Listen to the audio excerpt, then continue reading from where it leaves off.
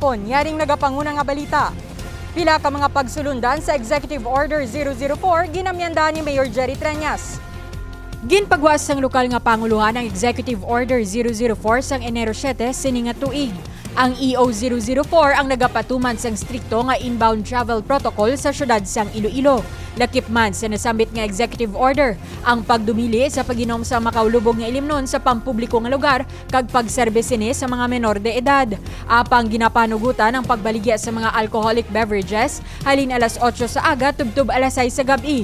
Ginapanugutan man sang Land Transportation Franchising and Regulatory Board o kon LTFRB ang 70% maximum capacity sa mga pampubliko nga transportasyon. Samtang 30% capacity naman para sa mga venues ang religious gatherings, 60% on-site capacity para sa mga government offices, kag full on-site capacity para sa mga bangko sa syudad.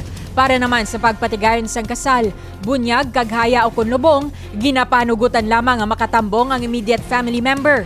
Kahapon nga adlaw, Enero 10, ginamyandahan ni Mayor Jerry Treñas ang EO 004 kag ginpirmahan ang panibago nga pagsulundan.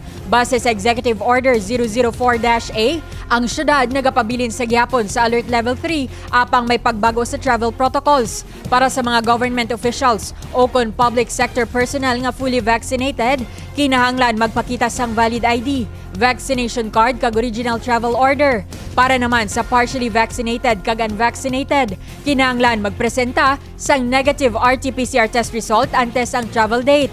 Para naman sa mga bagapadulong sa syudad sang Iloilo gikan sa Negros, kinahanglan sang ESPA system approval, negative RT-PCR test result 72 ka oras antes ang travel date, vaccination card kag government ID. Ang dugang nga detalye bantayan karon alas 6 sa gabi sa Level Up Patrol. Ako si Divine Singh.